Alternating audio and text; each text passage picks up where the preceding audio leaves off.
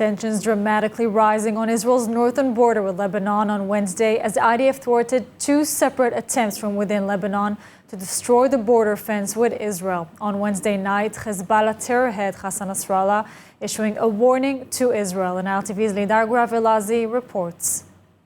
Hezbollah Secretary General Hassan Nasrallah warned Wednesday night that Hezbollah operatives would respond to any attempt by Israel to remove the two tents set up by the terror organization on Israeli territory over a month ago. Nasrallah, speaking on the 17th anniversary of the 2006 Second Lebanon War, addressed the tents for the first time since they were erected. In a televised speech, Nasrallah said, "If Israel was the same Israel with an undefeated army and Lebanon was the same Lebanon that could be conquered with a military band, then the IDF would launch two missiles at the tent or send a drone and maybe the tent wouldn't have been there at all.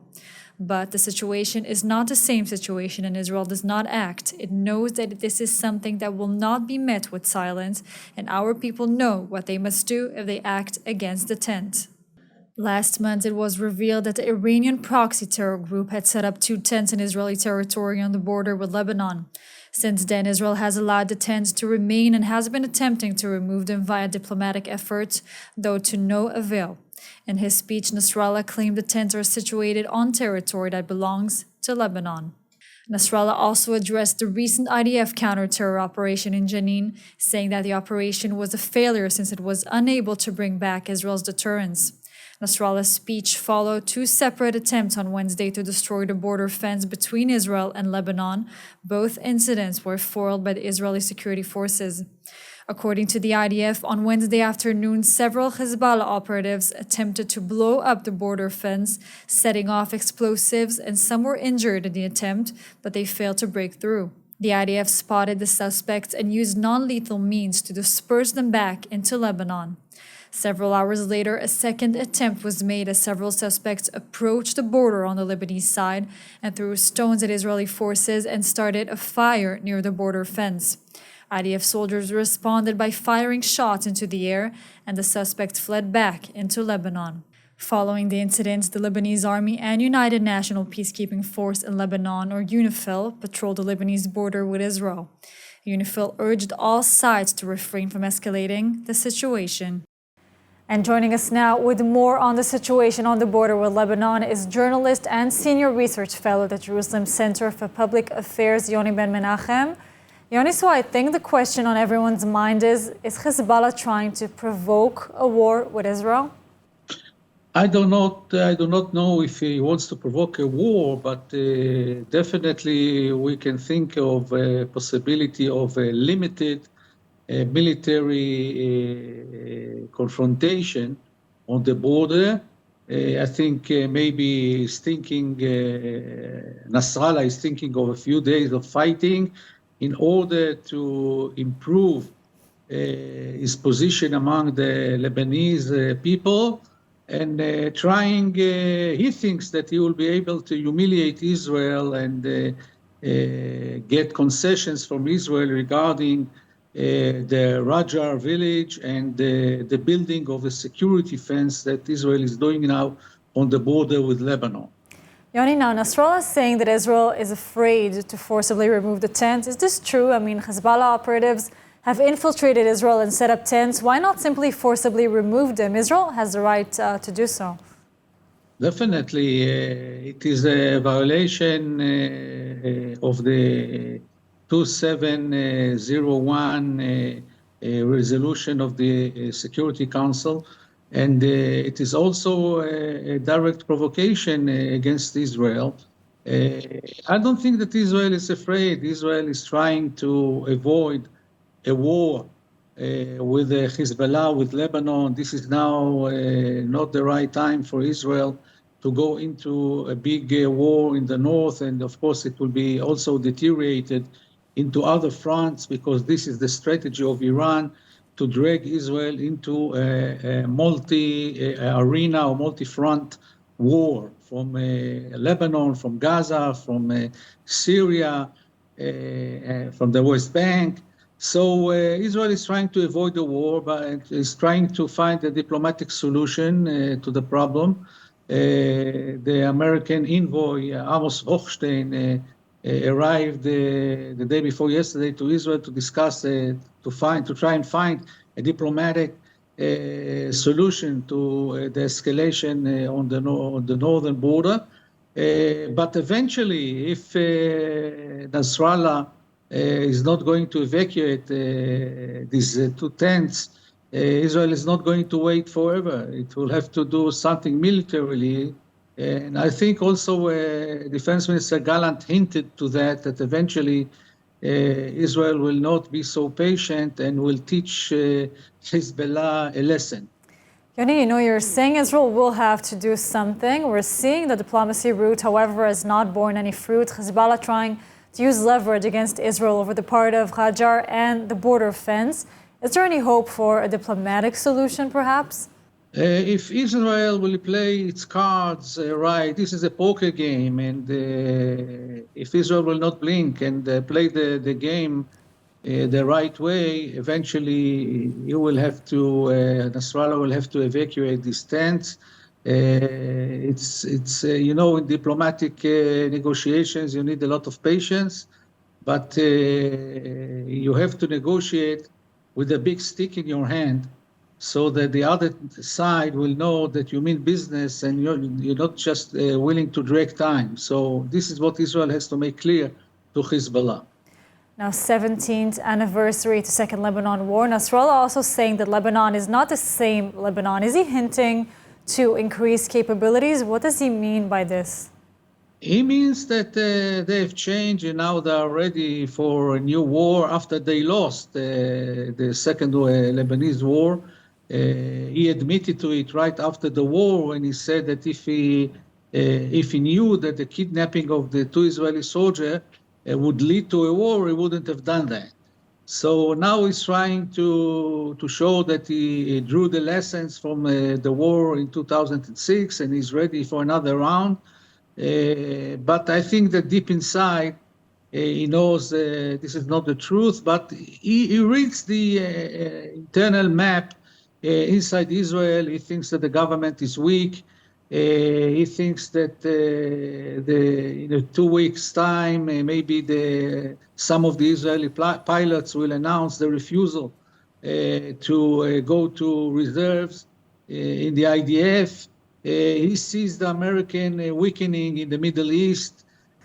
Many things to follow up on. Yoni, thank you so much for joining us today. Thank you very much. The White House responded Wednesday night to a call-in by Thomas Friedman in the New York Times, claiming that the Biden administration is considering a reassessment of ties with its closest ally. The allegation is untrue, the White House said. The details in the following report by Didar Gravelazi. The Biden administration is not considering a reassessment of the United States' relations with Israel, a White House official said Wednesday evening. A spokesperson for the National Security Council said that there is no talk of some kind of formal reassessment. The United States and Israel share a special bond, and our enduring commitment to Israel's security is ironclad. The remarks were made following a call-in by Thomas Friedman in the New York Times, which claimed that the U.S. is reassessing its relationship with Israel.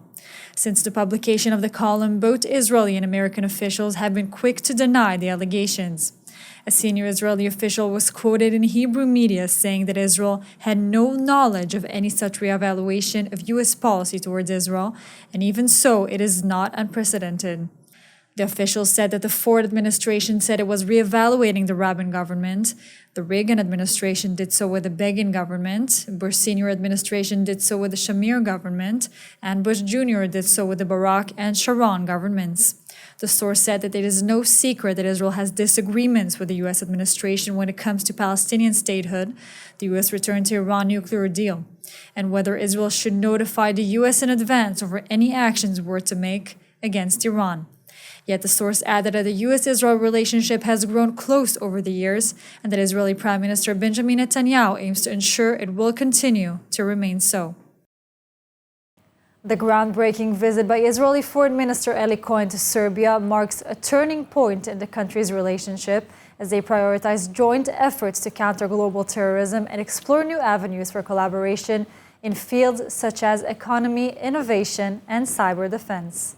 In a historic development, Israeli Foreign Minister Eli Cohen made an official visit to Serbia, marking the first visit by an Israeli foreign minister to the country in 14 years. During his meeting with Serbian President Aleksandar Vučić, Cohen urged Serbia to denounce and oppose Iranian terrorist activities, particularly in light of a recent attempt to attack the Israeli embassy in Azerbaijan. Cohen highlighted the significance of revitalizing relations between Israel and Serbia after a period of political stagnation lasting 3 years. He commended Serbia's role as a prominent country in the Balkans and a staunch supporter of Israel. Additionally, Cohen expressed gratitude to President Vučić for his commitment to Israel and for preserving and teaching the traumatic history of the Holocaust.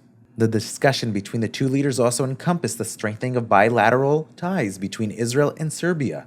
They recognized the immense potential for collaboration in various domains, including the economy, innovation, and cyber defense.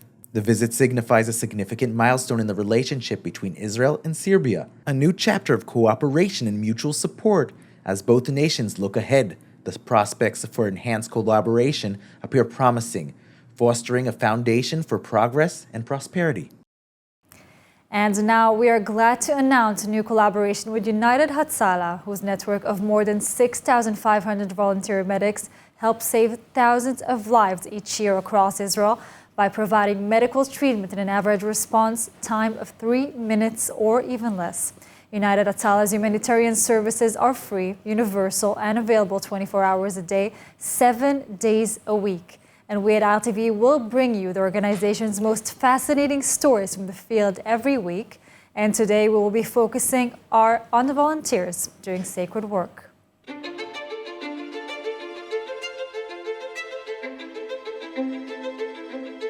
Did you know that when you're experiencing a life-threatening emergency, your chances of survival decrease by 10% every minute that goes by? Yeah. That's why we're always on call. We are all volunteers for the most amazing cause in the entire world, ready to get to you faster than anyone else. No matter where we are. When people need emergency medical attention, we, United Hatzalah volunteers, transform from citizens to superheroes. When an emergency hits, Whether it's a car crash, heart attacks, Allergic reactions. choking, a terror attack, a woman going into labor, time, time, time. time, Time. time, makes all the difference between life and death. So how do you make sure you're fast enough to save lives? United Hatzalah. It's like Uber, but for life-saving. Let us show you how it works. My name is Barry. Report of a car accident. When you experience an emergency and call United Hatzalah, a dispatcher will take your call within 3 seconds. United Hatzalah, what's your emergency? Once we get the call, our state-of-the-art system springs into action. Our advanced GPS-based dispatch algorithm finds the nearest United Hatzalah volunteer and contacts them immediately. In big cities. In small towns. Even in the wilderness. There is always a United Hatzalah volunteer ready to race and save your life. And the whole thing is fast. So fast. From the moment the call comes in until volunteers are there to save your life, It only takes 90 seconds. 90 seconds. 90 seconds? 90 seconds. damn. we achieve this incredible speed thanks to an incredible fleet of every kind of vehicle. Ambulances, boats, The all-terrain vehicles, e-bikes, City transformers. Helicopters. And the coolest one of them all, the ambucycle.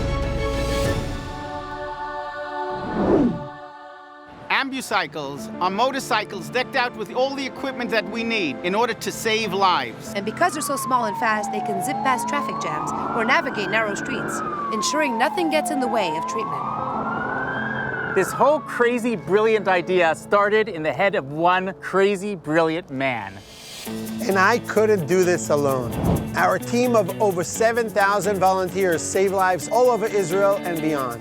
and best of all, it's free. No bills, no medical debt. Serving people from all backgrounds. Every nation. Every race. Every religion. I'm an Arab, a Jewish volunteer to save my father's life. Because of that, I decided to join United Hatzalah. We can all agree that saving lives is the most important value. And the results speak for themselves. Newborns brought into this world by Atal volunteers. People that get second chance of life. Grandparents who see their grandchildren grow up. Over 2,000 calls per day. That's over 600,000 calls per year. Plus missions all over the world. Because helping people is what we do. We are the volunteers. The medics. The phone operators. We deliver babies, and she's my mom. Because I am a volunteer in United Hatzalah, I saved my mother's life. We are friends. Strangers. Family. And everything in between. Jews, Muslims, Christians. Ordinary people. Extraordinary people. People just like you. We decided to make a difference. To help each other. To save lives. We are United Hatzalah. United Hatzalah. United Hatzalah. United Hatzalah. United Hatzalah.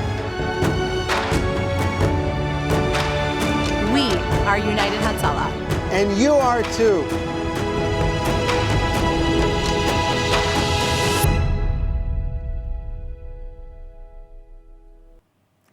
And just like every end of the week, we're going to enjoy the stories of the best Israeli wineries with ILTV's Wine of the Week.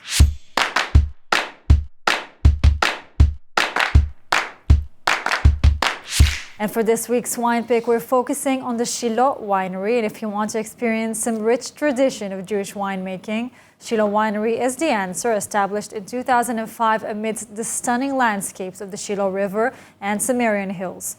With a legacy rooted in ancient biblical wine presses, Shiloh carefully selects the finest grapes from this historic terroir, employing state-of-the-art techniques and years of expertise. And joining us now in studio is head maker of the Shiloh Winery, Amichai Luria. Hi, Amichai. Hi. Great having you here again with us. How are you doing? Second time the best, but I assume it's a different wine of the week, right? Before we dive into that, you're welcome actually to explain to us about the wine of the week. For this week, I brought our bestseller, the Cabernet Secret Reserve. It just won in the Golden Cluster competition, the Israeli wine competition, for the 7th time already. The gold medal. The winner, number one. Number one Cabernet in Israel, 7th time. Thank you. So we're very, very proud. And what's actually so special about this wine? I mean, what makes this like what has the winning factor actually to this wine? I think a lot of it has to do with the special land where we are. And I think the amazing grapes that our farmers help us grow together. I was today in the vineyards from 5 o'clock in the morning. I think the grapes give us this amazing wine. And consistency is very important. So year after year, we do our best so people will get exactly what they expect, and some try to do a little bit better every year, and we're very proud of the result. Looks amazing. Tell us a little bit more about the terroir you're actually operating in, about the winery itself. What's so special there? So what's new is that we're finally, after almost 17 years in the industrial zone at Shiloh, we're at the end of building our new facility, a new winery, and finally we'll have a visitor center. Hopefully we'll be up and running. The winery itself will be up and running for this coming harvest, and the visitor center maybe in a couple of months, hopefully. And we're really looking forward to it because it's been way overdue. And we're very happy that the winery is literally on top of the vineyards. That means from the winery you can see a lot of our vineyards. A little all Tuscany. around. Tuscany in Israel? I say Israel is even better than Tuscany. We're very proud of where we are. Amazing location, amazing grapes to make the best wine. And you can even see the sunset every night in the vineyards. It's going to be amazing. So I think hopefully we'll even make the wines even better in the new facility. That's Incredible. a challenge. Now you're saying visitor center. In short, if we want to come visit the Shiloh Winery, how do we do that? These days? Yeah, you look us up on our website, or we're very active on social media. All the information is there, my personal phone number for everybody who wants. And just be in touch and come visit. You can even come now and just see what's going on. Hopefully, when the visitor will be open, we'll be open every day. At the moment, you have to call me to see behind the scenes what's going on. I'm not in the vineyard I'm not in the winery every day. Like today I was in the vineyards, also tomorrow. But I already see you're wearing long sleeves. You told me before it's hot weather. You're outside a lot. We're going to hear about the weather really soon. Amichai, thank you so much for joining us today. Yeah, even in the vineyards, I'm with long sleeves all the time. You're or else preparing. I get burnt no matter what. Thank you so much for joining us today. L'chaim and Shabbat Shalom. Shabbat Shalom. Despite the exclusion of the Israeli national anthem during the actual ceremony, a leaked video showcases the passionate display of national pride by the Israeli team, highlighting the increasing visits and collaborative efforts fostering relations between Israel and Saudi Arabia in recent years. As Saudi Arabia aspires to elevate esports to the level of mainstream sports, the FIFA World Cup video game tournament could bring new opportunities and positive contributions to the country. In a surprising turn of events, the Israeli national anthem Atikva made an unexpected appearance during a rehearsal for the opening ceremony of the FIFA World Cup video games in Saudi Arabia. However, it was reported that the Saudi authorities decided at the last minute not to include the anthem in the actual ceremony. Despite the setback, a video filmed by one of the team members managed to find its way online, showcasing the passionate display of national pride. The three gamers, along with their trainer and deputy manager, arrived in Saudi Arabia to participate in the FIFA World Cup video games tournament hosted in the capital city of Riyadh. The Israeli team, traveling on their Israeli passports, entered Saudi Arabia through the UAE. Their participation in the tournament, scheduled from July 16 to 19, was made possible through the collaborative efforts of Tzvika Kosman, the team manager, and FIFA, who worked together to ensure the Saudi authorities would allow the team entry. Kosman revealed that the Saudi authorities provided a letter guaranteeing the entry of all participants without explicitly mentioning Israelis. No direct communication between the Israeli and Saudi government was made, with FIFA acting as the intermediary for the exchange of messages. And in relation to the event's content, although esports still isn't well known to the wide audience as soccer or basketball, the Saudis are aspiring to make much more out of it. We have aspiration to move esports from let's say, a less known, less formal sport into something similar to what is football today, and that's what we aspire to. We believe not only it will provide opportunities for people in the community, it will provide opportunities in adjacent areas and fields, and it will contribute positively in other sectors as well in the country. And prepare for high temperatures as Israel faces a heat wave with temperatures soaring till Monday. And we can tell you, stay safe and drink a lot of water. Israel is bracing for a major heat wave beginning this morning that will likely last until the middle of next week. Israel's meteorological service issued a heat stress warning Wednesday as temperatures are expected to reach extreme highs of up to 45 degrees Celsius or 113 degrees Fahrenheit in the Jordan Valley. On the coast, temperatures are set to reach 32 degrees Celsius or 90 degrees Fahrenheit, but there will be high humidity so that temperatures will feel much hotter. As such, the Israeli Nature and Parks Authority announced it will close many hiking trails throughout the country.